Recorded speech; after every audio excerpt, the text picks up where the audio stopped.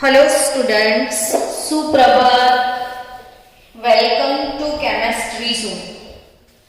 આપણે બાળકો પ્રકરણ 5 દ્રવ્યની અવસ્થાઓ આ ચેપ્ટર ભણી ગયા હતા.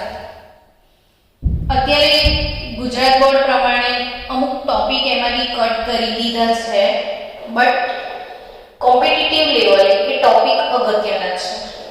એટલે આપણે એ વાળા ટોપિક તરફ આગળ વધીએ. સામે તમારે નીટ જીનો ટેસ્ટ આવી રહ્યો છે, એટલે એ ટેસ્ટમાં પણ તમારું પરફોર્મન્સ બેસ્ટ થાય એના માટે હું ટ્રાય કરી રહી છું. ટેસ્ટમાં તમારું પરફોર્મન્સ થોડું બેસ્ટ થાય એના માટે ટ્રાય કરીએ છીએ. આજનો ટોપિક છે વાયુઓનું પ્રવાહીકરણ. કયો ટોપિક આપણે પસંદ કર્યો છે? વાયુનું પ્રવાહીકરણ. હવે જેવો શબ્દ સાંભળ્યો એવું તમને મનમાં ઇમેજિનેશન પણ થઈ ગઈ કે હા ખ્યાલ આવ્યો મેડમ, આપણે વાયુ અવસ્થામાંથી પ્રવાહી અવસ્થામાં જવાની તમે વાત કરી રહ્યા છો. એટલે તરત પ્રશ્ન થાય કેવી રીતે જઈશું વાયુમાંથી પ્રવાહીમાં? ને કદાચ તમારા મનમાં જવાબ પણ આવી ગયો હશે કે હા, ઠંડો પાડી દેવાનો વાયુને, હે ને? આવ્યો ને આવો જવાબ મનમાં? વાયુને શું કરવાનો? ઠંડો પાડી દેવાનો, વાયુનું તાપમાન ઘટાડી દેવાનું, એટલે વાયુમાંથી પ્રવાહી મળી જ જાય એવો તમને મનમાં તરત વિચાર પણ આવી જ ગયો હોય જ, હે ને? તો થોડીક વાત કરી લઈએ આપણે કે જ્યારે કોઈ ઘન પદાર્થ હોય, આ ઘન પદાર્થને તાપમાન આપવામાં આવે, અર્થાત એને ગરમ કરવામાં આવે, તો શું એવી ઘટના બને છે એ સમજીએ. તો કે કોઈ પણ ઘન પદાર્થ હોય તો એમાં કણોની જે ગોઠવણી છે એ જનરલી સુવ્યવસ્થિત હોય છે. પ્લસ તમે એવું કહેશો કે ઘન પદાર્થમાં આંતર આણ્વીય આકર્ષણ બળ વધુ હોય, હે ને? વધુ હોય એટલે જે કણો છે એ એકબીજાની નજીક પણ હોય. આટલું એક કોમન વસ્તુ તમારા મનમાં છે જ. હવે હું ઘન પદાર્થને ગરમ કરું તો આ જે કણ જે છે ને બાળકો, આમ પોતાની જગ્યા પર શાંતિથી આમ થોડું થોડું હલતો હશે, પણ જો તમે એને ગરમી આપો તો એની ગતિજ ઉર્જાને આપણે કાઇનેટિક એનર્જી EK તરીકે ઓળખતા હોઈએ છીએ. ગતિજ ઉર્જા EK. ગતિજ ઉર્જા એટલે કાઇનેટિક એનર્જી EK. અને એ લોઅર સ્ટાન્ડર્ડ્સમાં તમે ભણીને આવ્યા હશો કે ગતિજ ઉર્જા EK બરાબર 12 mv². તો આ કણો જે શાંત બેસેલા છે એમને ગરમ કરશો ને તો એની ગતિજ ઉર્જા વધી જશે, એટલે એ પોતાની જગ્યા પર હલવા લાગશે, આંદોલન કરશે. આવી રીતે તમે હવે જ્યારે આ કણ બી આંદોલન કરવા લાગે, હલવા લાગે, તો દેખો બંને હાથ મારા એકબીજા સાથે અથડાય છે. એટલે આના પરથી તમે શું સમજશો કે જેમ તાપમાન વધારીશું ને એમ ગતિજ ઉર્જા વધશે ને, તો આ કણો એકબીજા સાથે અથડાવા લાગશે. કણો એકબીજા સાથે અથડાવા લાગશે અને અથડાવાને કારણે મજાની તમને ગોઠવણી દેખાતી હતી એ અસ્ત વ્યસ્ત થઈ જશે. આ કણો કેવા થઈ જશે બાળકો? અસ્ત વ્યસ્ત. અવ્યવસ્થા એમાં વધી જશે ને અવ્યવસ્થા વધવાની સાથે સાથે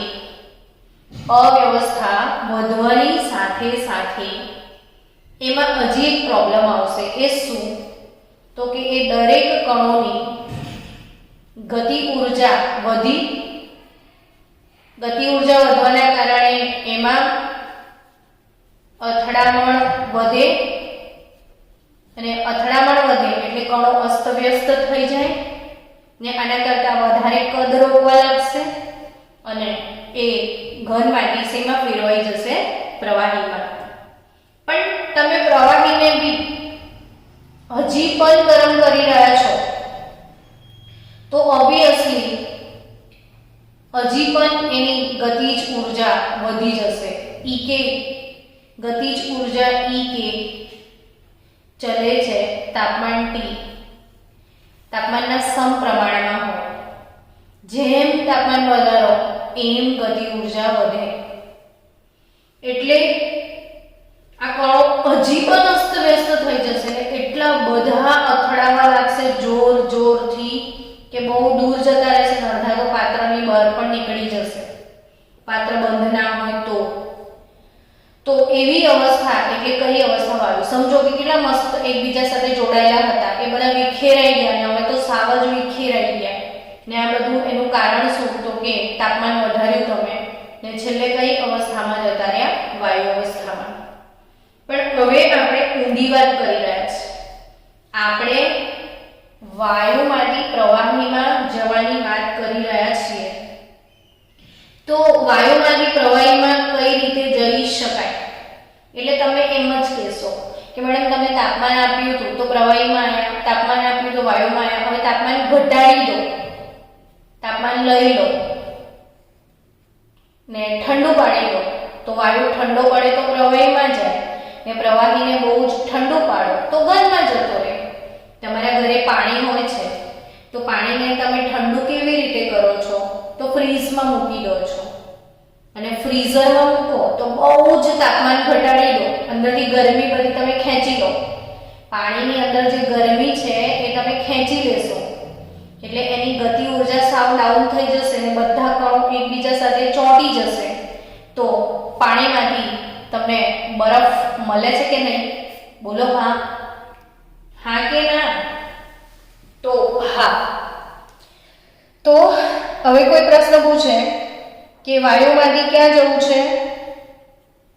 પ્રવાહીમાં.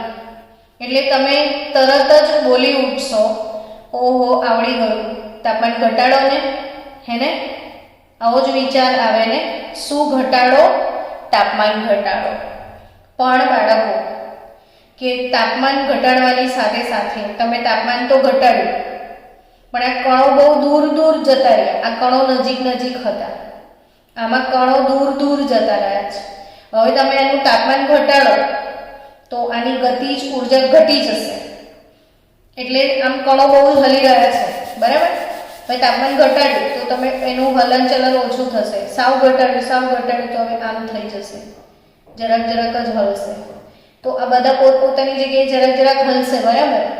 પણ એમને ભેગા તો કરવા પડશે ને પાછા. આવી રીતે છૂટા થઈ ગયા છે તો એમને ભેગા કેવી રીતે કરીશું?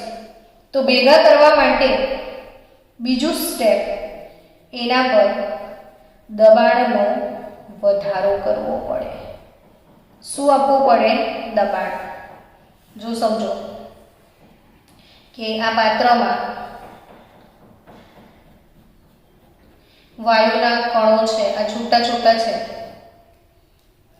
હવે હું અહીંથી એને દબાણ આપું છું ને દબાણ આપીને આ પિસ્ટનને હું આટલે નીચે લઈ આવીશ તો અહીં જે ઉડતા હતા એ બધા કણો નજીક આવી જશે એકબીજાની. દબાણ આપવાથી મેં શું આપ્યું છે બાળકો? અહીંયા દબાણ. હું એને દબાવું છું તો કણો એકબીજાની નજીક આવશે. એકબીજાની નજીક આવશે એટલે આંતર આણવીય આકર્ષણ બળ વધી જશે ને વધી જશે તો એ વાયુમાંથી ઘનમાં જતો રહેશે. વાયુમાંથી શેમાં જતો રહેશે? ઘનમાં અથવા પ્રવાહીમાં. જેવું જેવું દબાણ એના પર એનો આધાર. એટલે આ જ વસ્તુ તમને સમજાવવાની હતી કે હવે ક્યારેક કોઈ તમને પ્રશ્ન પૂછે છે કે મારે વાયુમાંથી શેમાં જવું છે? પ્રવાહીમાં. વાયુનું શું કરવું છે? પ્રવાહીકરણ. તો એના માટે 2 સ્ટેપ ફોલો કરવા પડે. એ 2 સ્ટેપ કયા? એમાં પહેલું સ્ટેપ તાપમાન ઘટાડો. ને તાપમાન ઘટાડો તો શું થાય? તો કણોની ગતિજ ઊર્જા ઘટી જાય. એટલે કે કણો શાંત પડી જાય. જે બહુ ડિસ્કો દાંડિયા રમતા હતા, ગરબા રમતા હતા, જોર જોરથી હલતા હતા, એમને ઠંડી લાગે અને તાપમાન ઘટાડો એટલે એમને ઠંડી ચડી જાય. એટલે પાર્ટી બધી શાંત બેસી જાય. અને શાંત બેસી જાય પછી એના પર દબાણમાં વધારો કરી દો. દબાઈ દો. છૂટા છૂટા બેસ્યા છે, બધાને પ્રેસ કરીને નજીક લાવો ને દબાણમાં વધારો કરો તો કણો નજીક આવે અને ઝડપથી એનું પ્રવાહીકરણ શક્ય બને. સમજી રહ્યા છો? એટલે હવે તમને કન્સેપ્ટ ક્લિયર થયો. હવે બીજો પ્રશ્ન તમને અહીંયા થશે કે તમે એવું કીધું મેડમ કે તાપમાન ઘટાડી દો. ચલો ઘટાડી દઈએ, પણ મેડમ કેટલું ઘટાડવાનું એ તો કહો. સરસ પ્રશ્ન છે તમારો. કેટલું તાપમાન ઘટાડવાનું એ બી તો જરૂરી છે ને જાણવું. તો એ સમજીએ. હવે કેટલું તાપમાન ઘટાડીશું એ સમજવાનું છે. તો એ કેટલું તાપમાન ઘટાડવાનું? ધારો કે હું તમને વાત કરું, મારી પાસે પાણીની વરાળ છે. કોઈ ઇન્ડસ્ટ્રીઓ હોય ને, બધી ઇન્ડસ્ટ્રીમાં તો બધી રાસાયણિક પ્રક્રિયાઓ થતી હોય, તો રાસાયણિક પ્રક્રિયાને અંતે પાણીની વરાળ બી ઉત્પન્ન થતી હોય છે. હવે માની લો કે કોઈ રાસાયણિક પ્રક્રિયા ઇન્ડસ્ટ્રીમાં થઈ રહી છે અને આ રાસાયણિક પ્રક્રિયા 1300 કે 1700 કેલ્વિન તાપમાને થઈ. તો 1300 કેલ્વિન તાપમાને ધારો કે બાય પ્રોડક્ટ તરીકે પાણીની વરાળ પેદા થાય છે. તો હવામાં એ વરાળને ખુલ્લી ના છોડી દેવાય. કેમ? તો કે હવામાં તમે વરાળને ખુલ્લી છોડી દો તો કેટલું બધું પ્રદૂષણ થઈ જાય. એટલે તમારે વરાળને ઠંડી પાડીને પાણી બનાવીને ઉપયોગમાં લેવું પડે. હવે ઓબ્વિયસલી તમને બધાને ખબર છે કે પાણી જે છે એ પાણીનું ઉત્કલન બિંદુ, પાણી જે તાપમાને ઉકળે એને એનું ઉત્કલન બિંદુ કહેવાય. ને પાણી 100 ડિગ્રી સેલ્સિયસ તાપમાને ને કેલ્વિનમાં કહીએ તો 373 કેલ્વિન તાપમાને ઉકળવાની શરૂઆત કરે. એટલે હવે તમારે અહીંયા વરાળમાંથી પાણીમાં તો 1300 કેલ્વિનથી તમારે 373 કેલ્વિને તો એ વરાળ બનવાનું ચાલુ કરે. એટલે 370 કેલ્વિન કે એટલું ઓછું તાપમાન કરશો ત્યારે જ તમને વરાળમાંથી પાણી મળશે કે નહીં? તો 1300 થી 370 આટલું બધું તાપમાન ઘટાડવાનું શક્ય છે. કેવા જબરજસ્ત ફ્રીજ વસાવવા પડે તો બહુ ખર્ચો વધી જાય. એટલે આ બુદ્ધિ વાપરવાની કે થોડુંક જ તાપમાન ઘટાડો, પછી દબાણ આપશો તો એ પ્રવાહી થઈ જશે. એટલે 1300 થી 370 સુધી આવવાની જરૂરત નથી. તો રસ્તામાં બીજું કોઈ તાપમાન ખરું ઘટાડીને દબાણ આપીએ એ રસ્તો વાપરી શકીએ ને આપણે? તો એ વખતે પ્રશ્ન થાય કે ઓકે આપણે તાપમાન આપ્યા પછી દબાણ વધારીશું, પણ કેટલા તાપમાન સુધી ઘટાડીશું એ તો ઇમ્પોર્ટન્ટ વાત છે ને. તો કેટલા તાપમાન સુધી ઘટાડવાનું એ જે ચોક્કસ તાપમાન સુધી ઘટાડીએ એને ક્રાંતિક તાપમાન કહેવાય. ને પાણીની વરાળ માટે ક્રાંતિક તાપમાન 647.1 કેલ્વિન છે. અને કયું તાપમાન કહેવાય બાળકો? ક્રાંતિક ક્રાંતિક તાપમાન, ને ક્રાંતિક તાપમાન TC કહેવાય. કયું તાપમાન કહેવાય? ક્રાંતિક તાપમાન TC કહેવાય. એટલે હવે વરાળનું તાપમાન 370 સુધી લાવવાની જરૂર નથી. 1300 કેલ્વિનથી ઘટાડીને 647 સુધી આવવાનું અને પછી એના પર દબાણ આપવાનું. ક્રાંતિક તાપમાન કે તેનાથી નીચા તાપમાને તમે દબાણ આપશો તો એ પ્રવાહીકરણ થઈ જશે. ક્રાંતિક તાપમાન કે તેનાથી નીચા તાપમાને દબાણ આપવાથી વાયુનું પ્રવાહીકરણ શક્ય બને. પણ એનાથી ઊંચું તાપમાન લેશો ને તમે 648 પછી ઘટશે ત્યારે 647 આવશે. તો ક્રાંતિક તાપમાનથી ઊંચું તાપમાન લેશો તો વાયુનું પ્રવાહીકરણ શક્ય નથી. એટલે આ વસ્તુ યાદ રાખજો કે ક્રાંતિક તાપમાન કે તેનાથી નીચા તાપમાને જ વાયુનું પ્રવાહીકરણ શક્ય બને છે. તો આપણે અહીં એક બીજી મસ્ત વાત સમજવાની છે. સમજો, આજે આપણે ક્રાંતિક અચળાંકો વિશે શીખવા જઈ રહ્યા છીએ. ક્રાંતિક અચળાંકો. અને એ ક્રાંતિક અચળાંકોમાં પહેલો અચળાંક આપણે શીખીએ ક્રાંતિક તાપમાન. એ ક્રાંતિક તાપમાન એટલે TC. ક્રાંતિક તાપમાન એટલે TC. તો TC કોને કહેવાય? TC કોને કહેવાય? તો કે જે ચોક્કસ તાપમાને વાયુને દબાણ આપવાથી, જે ચોક્કસ તાપમાને વાયુને તમે શું આપશો? દબાણ. અને એ દબાણ આપવાથી તેનું પ્રવાહી થઈ જાય, પ્રવાહીકરણ થાય. સમજો ફરીથી કે જે ચોક્કસ તાપમાને વાયુને દબાણ આપવાથી તેનું પ્રવાહીકરણ થાય તેને ક્રાંતિક તાપમાન TC કહેવાય.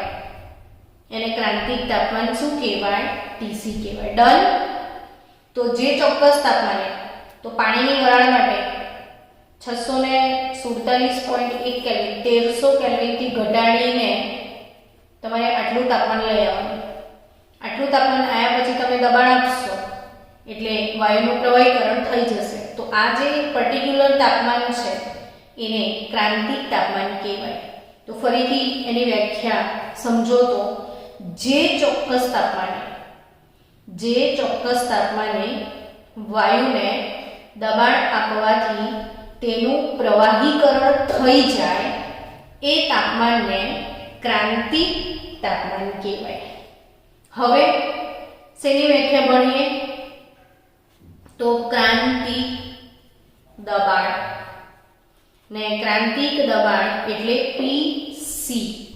ક્રાંતિક દબાણ શું છે? PC. તો આ ક્રાંતિક દબાણ એટલે શું? તો કે જે ક્રાંતિક તાપમાને જે દબાણ આપવાથી, ક્રાંતિક તાપમાને જે દબાણ આપવાથી, તમને મેં એવું કીધું કે આ તાપમાને એને દબાણ આપવાનું, પણ કેટલું દબાણ આપવાનું? દબાણનો એકમ બાર છે ને, તો કેટલા બાર દબાણ આપવાથી? ચોક્કસ દબાણ આપ્યા પછી જ પ્રવાહિત થશે ને, તો એ દબાણ તમે જેટલું આપ્યું છે એનું માપ પણ હશે. એટલે ક્રાંતિક તાપમાને જે દબાણ આપવાથી વાયુનું પ્રવાહીકરણ થાય તેને ક્રાંતિક દબાણ PC કહેવાય. વાયુનું ક્રાંતિક તાપમાને જે દબાણ આપવાથી વાયુનું શું થાય? પ્રવાહીકરણ થાય એને ક્રાંતિક દબાણ PC કહેવાય. તો હવે આગળ વધીએ. શું ભણ્યા તમે? ટીસી ભણ્યા, ક્રાંતિક તાપમાન, પીસી ભણ્યા, ક્રાંતિક દબાણ. તો ત્રીજો અચળાંક છે ક્રાંતિક કદ એટલે વીસી. ત્રીજું શું છે? ક્રાંતિક કદ એટલે વીસી. તો વળી પાછું ક્રાંતિક કદ શું આવ્યું? તો કે એની વ્યાખ્યા સમજી લો કે ક્રાંતિક તાપમાને અને ક્રાંતિક દબાણે 1 મોલ વાયુ, 1 મોલ વાયુ, કેટલો વાયુ? 1 મોલ વાયુ, 1 મોલ વાયુ નું જે કદ હોય તેને ક્રાંતિક કદ કહેવાય. તો આપણે હવે એક બહુ જ અગત્યની વાત તરફ આગળ વધવાના છીએ. એ અગત્યની વાત શું છે એ સમજો છોકરાઓ. કે તમને આના આગળના લેક્ચરોમાં મેં એક સરસ મજાની વાત ભણાવેલી છે. એ વાત કઈ? તો કે વાન ડર વાલ અચળાંક મેં તમને શીખવાડેલા છે. મેં કયો ટોપિક શીખવાડેલો છે? વાન ડર વાલ અચળાંક. અને આ વાન ડર વાલ સમીકરણમાં વાન ડર વાલ અચળાંક કોણ હતું? એ અને બી. ને મેં ત્યારે એવું શીખવાડ્યું હતું કે એનું મૂલ્ય ઊંચું હોય અને બી નું મૂલ્ય નીચું હોય ત્યારે વાયુનું ઝડપથી પ્રવાહીકરણ થાય. આવું મેં શીખવાડેલું છે તમને કે વાન ડર વાલ અચળાંક એ અને બી માં એનું મૂલ્ય જેટલું ઊંચું હોય, બી નું મૂલ્ય જેટલું નીચું હોય ત્યારે વાયુનું ઝડપથી પ્રવાહીકરણ થઈ જાય છે. તો આ વાન ડર વાલ અચળાંકો સાથે આ ક્રાંતિક અચળાંકો વચ્ચેનો સંબંધ બધાએ પાક્કો યાદ રાખવાનો છે. સંબંધ ભૂલતા નહીં. જો ક્રાંતિક દબાણ PC, ક્રાંતિક દબાણ PC એટલે A/27B². ક્રાંતિક દબાણ PC A/27B², જ્યાં A ને B વાન ડર વાલ અચળાંક છે. ક્રાંતિક કદ VC બરાબર 3B. ક્રાંતિક કદ VC બરાબર 3B ને ક્રાંતિક તાપમાન TC, ક્રાંતિક તાપમાન TC બરાબર 8A/27 RB, 8A/27 RB. તો આ ત્રણ સંબંધ બહુ જ અગત્યના છે કે PC એટલે A/27B², VC એટલે 3B અને TC એટલે 8A/27 RB, 8A/27 RB. આના પરથી નીટમાં પ્રશ્નો પૂછાશે. તો એક વખત ને 2-3 વાર આ વસ્તુ પૂછાય છે કે PC VC TC ની કિંમત કેટલી થશે? તો આ બધી કિંમતો મૂકો. PC એટલે શું? તો કે A/27B², VC 3B અને TC એ 8A/27 RB. જો હવે જે કટ થતું હોય ને એ કટ કરી નાખો. 27 કટ થઈ ગયું. B અને B B² કટ થઈ ગયું. A અને A કટ થઈ ગયું. તો PC VC TC ની વેલ્યુ કેટલી બચી? 3R/8. PC VC TC ની વેલ્યુ કેટલી થઈ? 3/8R. PC VC by TC 3/8r done. તો આ સંબંધ પછી આ ગુણોત્તર પૂછાય છે. મેં તમને એક થિયરીમાં કે આદર્શ વાયુ પર વાસ્તવિક વાયુ અને આદર્શ વાયુનું વિચલન જે હતું એમાં એક ટોપિક હતો કે વાસ્તવિક વાયુ પર તાપમાનની અસર, ને એ વખતે મેં તમને સમજાવ્યું હતું એક વસ્તુ કે જે ચોક્કસ તાપમાને વાસ્તવિક વાયુ બોયલના નિયમનું પાલન કરે, બોયલના નિયમનું પાલન કરે, તે તાપમાનને બોયલના નિયમનું પાલન કરે તે તાપમાનને બોઇલ તાપમાન કહેવાય. શું? જે ચોક્કસ તાપમાને વાસ્તવિક વાયુ બોઇલના નિયમનું પાલન કરે, બોઇલના નિયમનું, એને બોઇલ તાપમાન કહેવાય. અને આ બોઇલ તાપમાન જે છે ને, temperature of boiling TB, A TB એટલે A/RB. આ એક નવો સંબંધ તમારી આ બધું જે મેં આજે ભણાવ્યું છે એ જેઈઈ નીટનો ટોપિક છે બાળકો, ગુજરાત બોર્ડ નથી. જો ફરીથી સમજાવું, જેઈઈ નીટનો ટોપિક છે, આખો બોર્ડ માટે બિલકુલ નથી.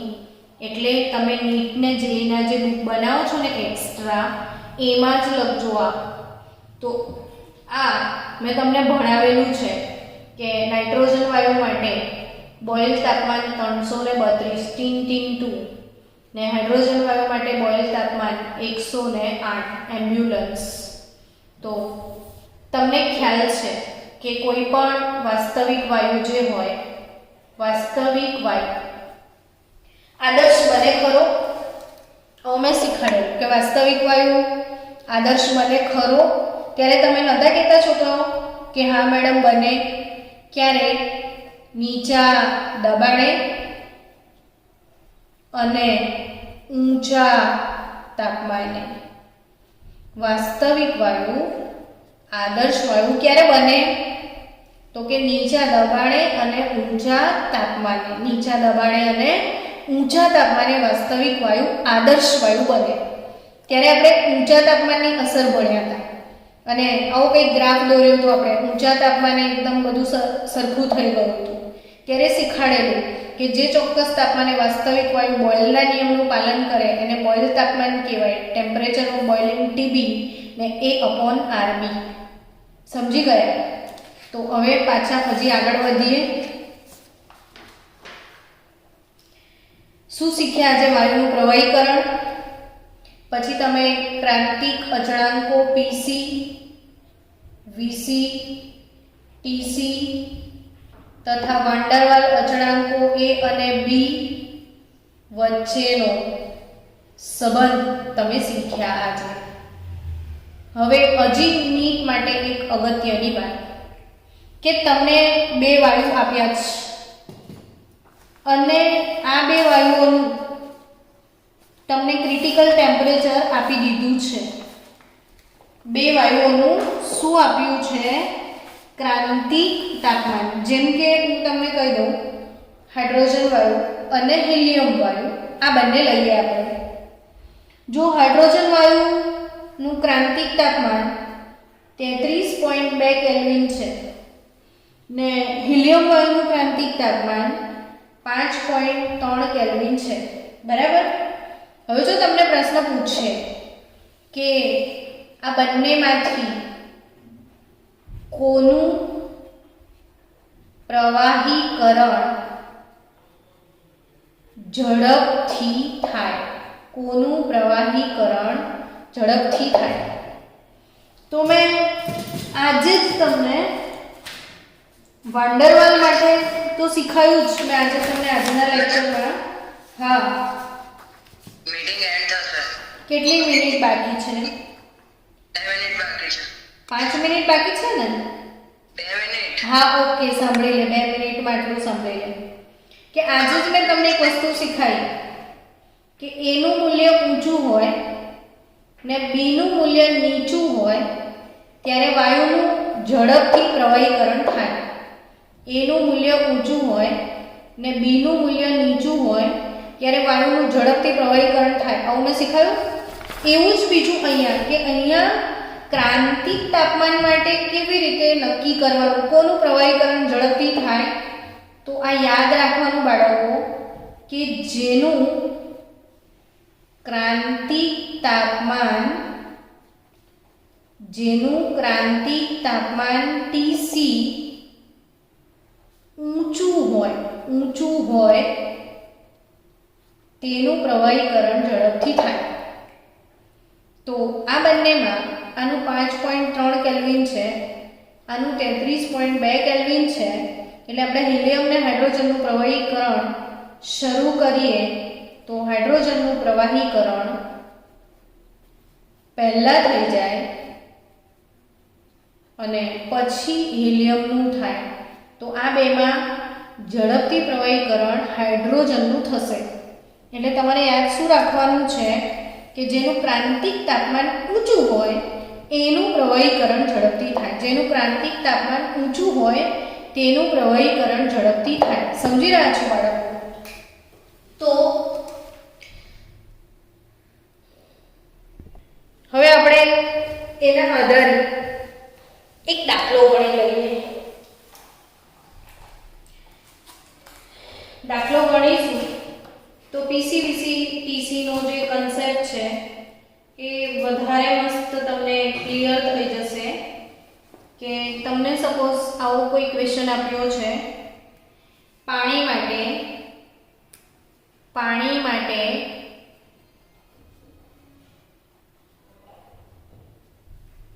ક્રાંતિક તાપમાન TC, ક્રાંતિક દબાણ PC ને ક્રાંતિક કદ VC આપ્યા છે.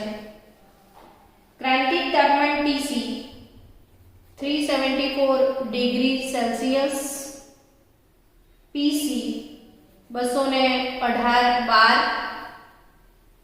અને કદ VC 0.0566 લીટર પર મોલ તમને આપેલા છે. તમને ક્વેશ્ચન એવો કહે છે કે A, B અને R ની ગણતરી કરો. શેની ગણતરી કરો? AB અને R ની ગણતરી કરો. તો AB R ગણવાનો હોય બાળકો તો કેવી રીતે ગણશો? તો શું આપ્યું છે? PCVC TC આપ્યા છે, AB R ગણવાનો છે. તો આ રીતે ગણી શકાય કે તમને ખ્યાલ છે VC બરાબર 3B. આવું થાય. આજે સૂત્ર શીખાયા તમને હમણાં. તો VC ની વેલ્યુ આપી છે 0.0566 ભાગ્યા 3 કરશો તો B મળી જશે. તો આ ભાગાકાર કરો તો B ની વેલ્યુ આવશે 0.0189189. હવે B નો એકમ પણ તમને શીખાયેલો છે લીટર પર મોલ. આગળ જે આદર્શ વાયુ સમીકરણની થિયરી છે માં A ને B ના એકમોની તારવણી પણ આપણે શીખ્યા હતા લીટર પર મોલ. હવે તમારે PC ની વેલ્યુ આપી છે. PC નું સૂત્ર શું? તો કે A/27B². આવું આપ્યું હતું. તો હવે B ની વેલ્યુ આવી ગઈ, A ની વેલ્યુ શોધવાની છે તો મળી જશે. તો A બરાબર શું થશે? તો કે PC * 27B² થશે. PC આપ્યું છે 218 બાર 27 અને B ની વેલ્યુ છે 0.0189 નો સ્ક્વેર કરી દો તો તમને A ની વેલ્યુ મળી જશે 2.096. A નો એકમ પણ અહીંથી તારવી શકો તમે. આ બાર છે અને આ B જે છે એનો સ્ક્વેર એટલે લીટર સ્ક્વેર પર મોલ સ્ક્વેર થઈ જશે. એટલે 12 * લીટર સ્ક્વેર પર મોલ સ્ક્વેર એકમ A નો.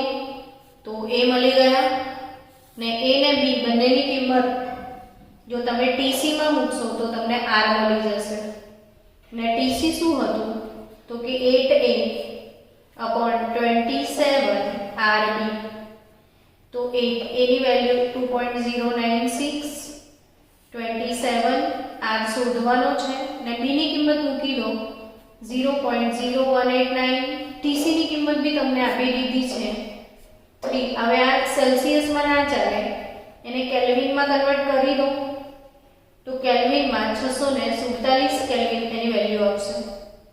તો આના પરથી તમને R મળી જશે 0.0586. આ ગણતરી તમે કરી શકશો ને R નો એકમ લિટર ઇન્ટુ બાર પર કેલ્વિન પર મોલ. તો આ રીતે આ ટાઈપના પ્રશ્નો સોલ્વ થઈ શકે નીટના. આજના આ લેક્ચરમાં આપણે નીટના ઘણા બધા MCQ કવર કર્યા છે બાળકો, એટલે આ નીટ લેવલનો આખો ટોપિક તમે સરસ રીતે તૈયાર કરજો. હું તમને આ બધાના ફોટોગ્રાફ હમણાં સેન્ડ કરી દઈશ. તો